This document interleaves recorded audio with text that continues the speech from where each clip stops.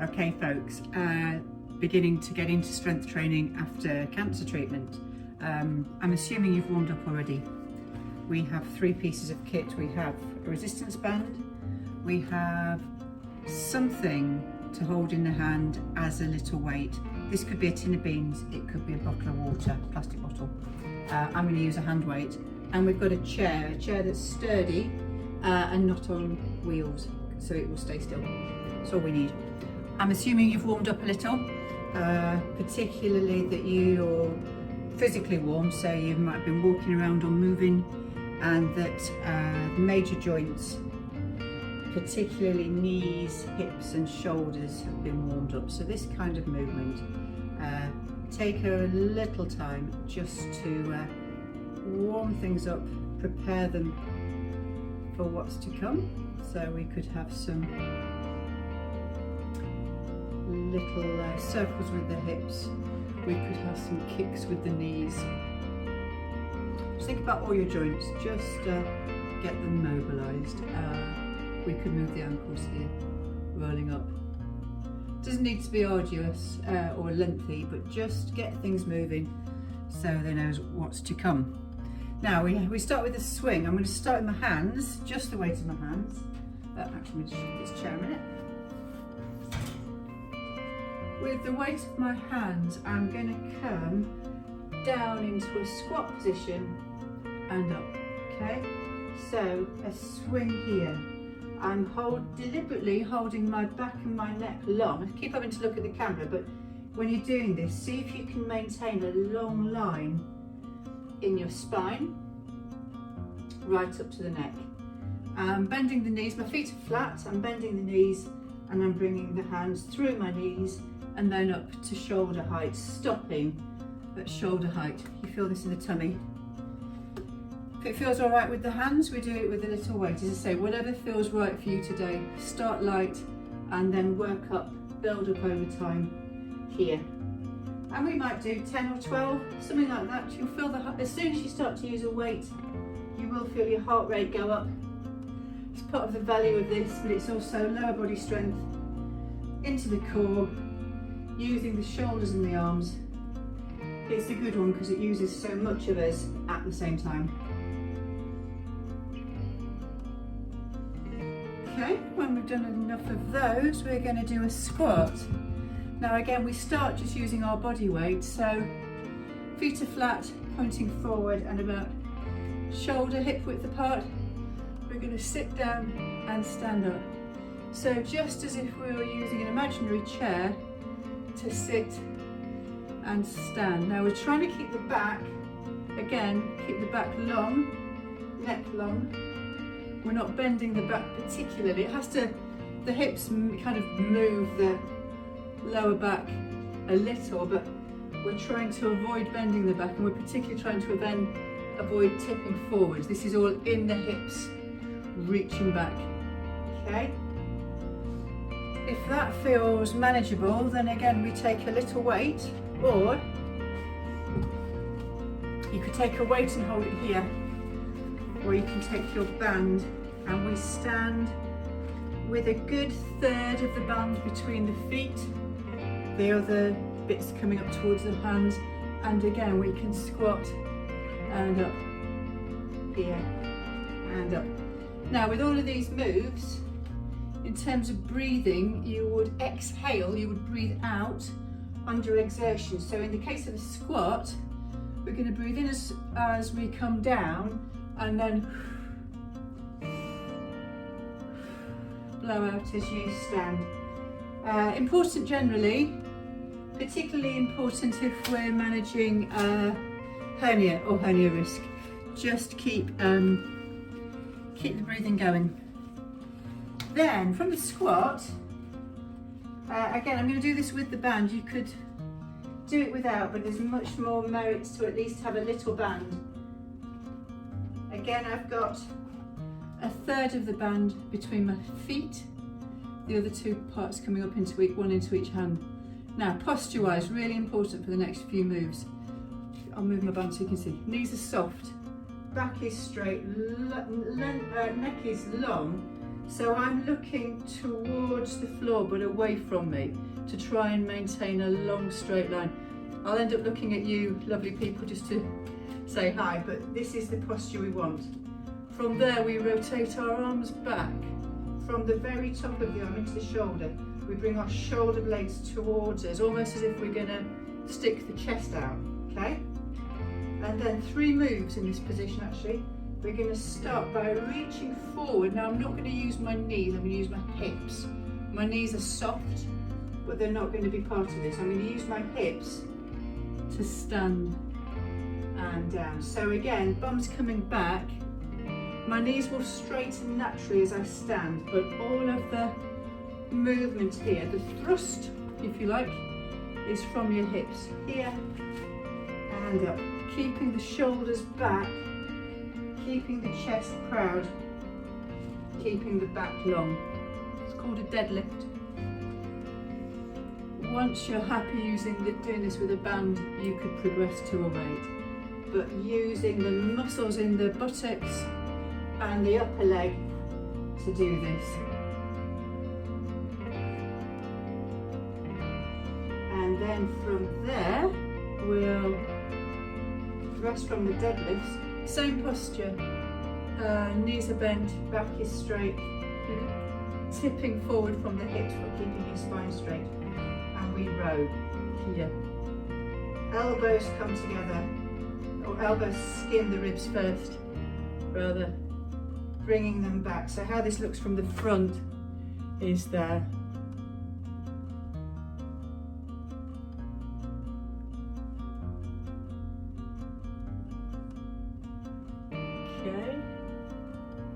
And then slightly different stance, one foot in front of the other with the band under just one foot, standing tall. The foot that you're going to use as an anchor is central, it's not over there.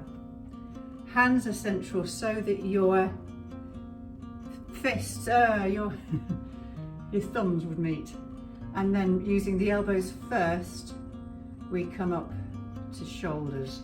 So some people will do it this way, but it's not. We bring the elbows up ahead of the fists here. Stand tall if you can. You'll feel this in the back, you'll feel this in the armpits, you'll feel this in the shoulders. If you've had pelvic surgery or radiation or abdominal surgery, or even actually breast reconstruction that involved the tummy, this may feel like a stretch. Don't make it such a big movement that it's uncomfortable or that it hurts. It's counterproductive, but you may well feel a stretch here. Okay, so that's a few movements that use most of us. We're then going to think a little bit about the core. So, gentle movements first, pelvic tilt, here and back. Okay, so my knees are soft. I'm not using my thighs, I'm just using the muscles around my belly and my lower back to, imagine the tummy muscles shorten, lengthen, shorten, lengthen. It's tempting to squeeze the bum as you do this, but see if you can instruct these muscles here to be what drive this movement. Rolling forward, rolling back. This might feel hard, particularly after surgery. Do this to a point of comfort, don't strain it. This is one that you could safely do regularly and again is safe with hernia. But take it gently. Don't be surprised if your tummy muscles tire doing something that's as seemingly straightforward as that. And likewise, TVA hold, transversus abdominis is the big muscle here. If you imagine the distance from your belly button to your spine, can you draw that in and release it? But what we're going to do is get a rhythm going, but we're also going to breathe. So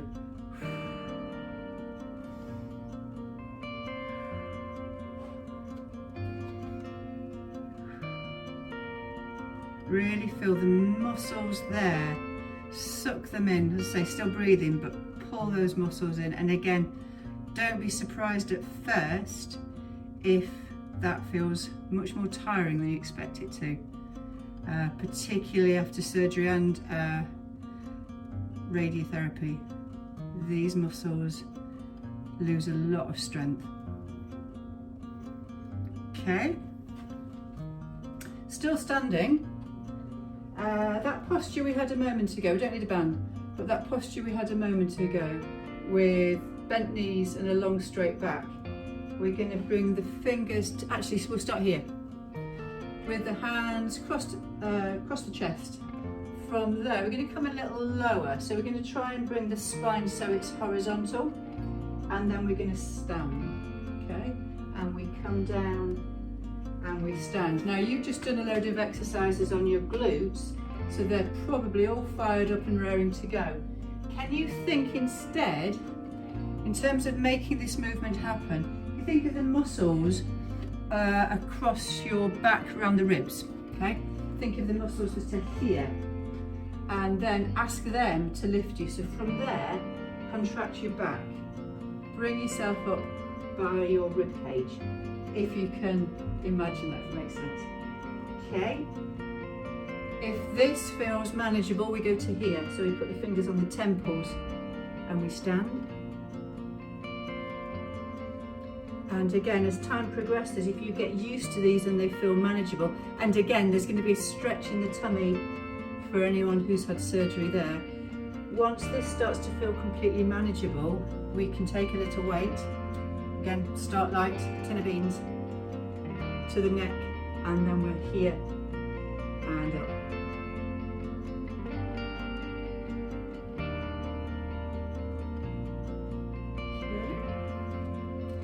And then finally, with the chair, with it back against something so it can't roll, we're going to sit tall.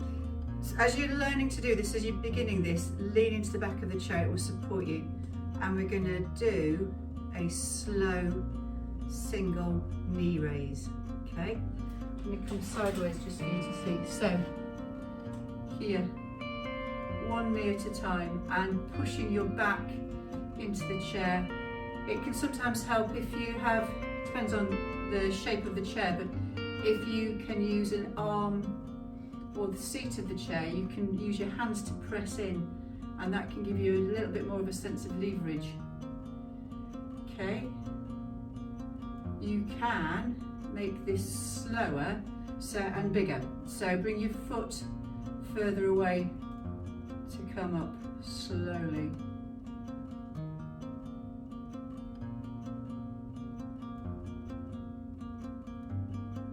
And the other side, so foot goes further away and up. This is using your lower abdominal muscles. If and when that all feels good, what I should say by the way is all the time we're doing this, and one of the reasons we use the back of the chair is to keep the spine still.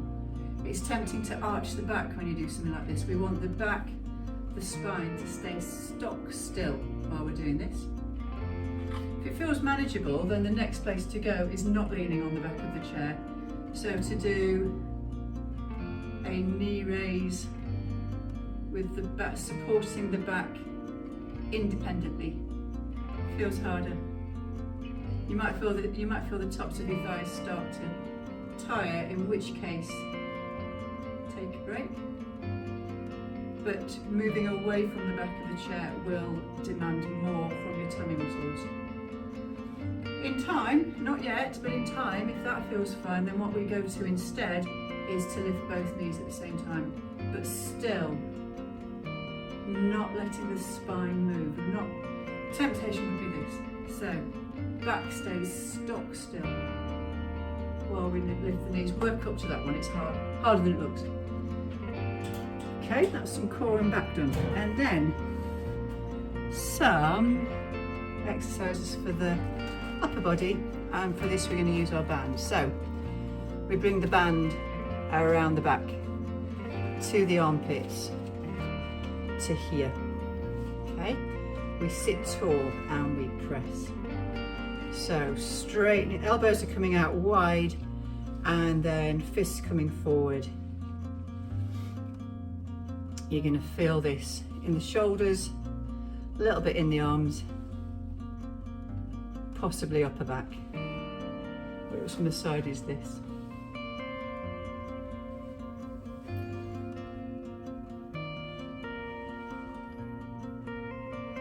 And then from there, I'm rubbish at counting, by the way. What we're looking for is 10 or so, maybe 12. When you're starting out, that will be enough.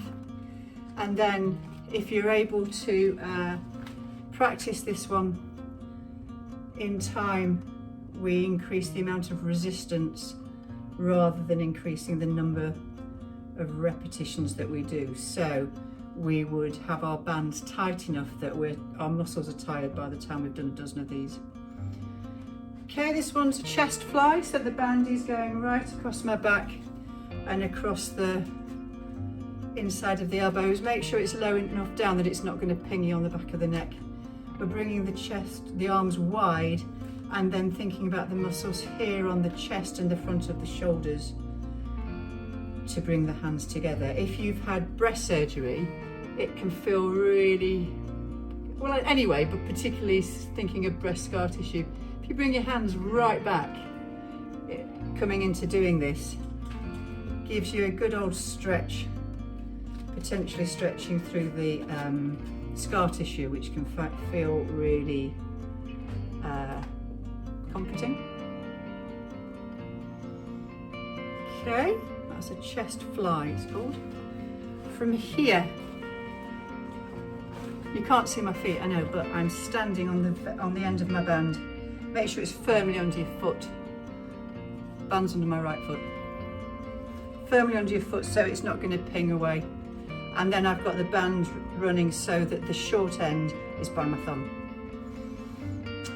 Hand, fist by the shoulder, we stretch straight up. Okay, so this again we're going to feel in the shoulder. Bit of a stretch into the armpit.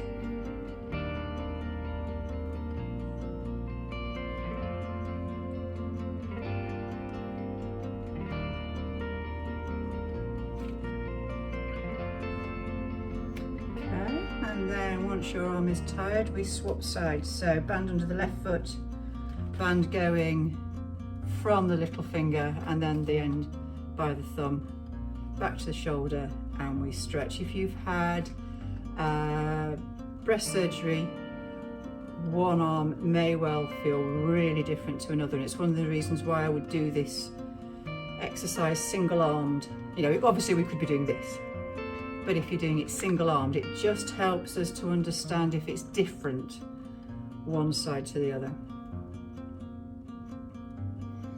By the same stall, we're going to use our triceps. So the band I'm dangling, I'm letting it fall down my spine, down the middle of my back, and I'm going to anchor it in the small of my back here. I'm going to hold my left hand's behind me. I'm going to hold my left hand still, and then I'm going to draw the band upwards.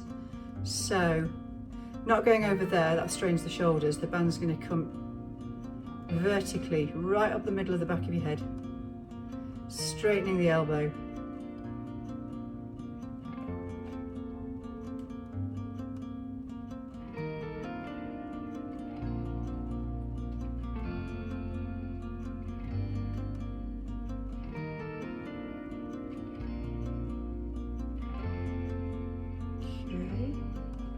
We swap sides, so again anchoring the band in the small of my back and not moving my lower hand, it's just the working arm that's moving here.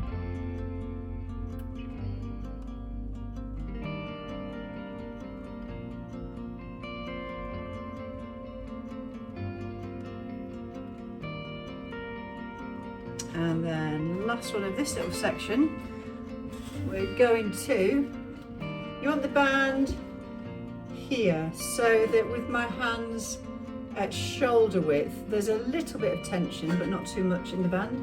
I'm going to sit tall and I'm going to pull the band down and out at the same time. So my fists are moving in a diagonal direction, again staying tall.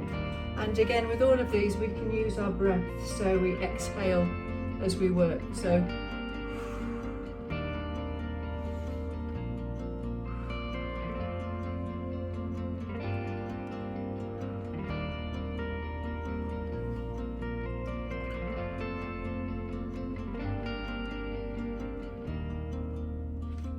again, last but not least, a little finale, something that if there's anything you're going to do at home, in between sessions when you can, one of the most effective exercises I've come across that's also really straightforward, really good for getting the heart rate up, whole body work, but it's focusing on the strength in our lower body, is to simply sit down, stand up, sit down, stand up. So I've moved my chair so it's against a wall so it can't rock back. From seated, my feet, you don't want your feet tucked underneath here, okay? You want your feet a little away from the chair so that you, as you're sitting, when you sit, your knee is at a right angle, okay? And then without stamping the feet, if you can, without pushing off the chair, so just using your body strength, we're going to stand up and we're going to sit down, and we'll do a dozen if that feels all right. Now, let's say this is another one of those moves that looks really straightforward but is more tiring than it might originally seem. So quit when you need to, by all means. Back is staying long, and deliberately I'm looking at you, but look ahead, keep your line of vision ahead. What you're trying to avoid is that. So we're not rocking forward. Standing up, feet are flat. As you stand up, it can feel helpful if you push your heels into the ground, so drive your heels. And again, breathing wise,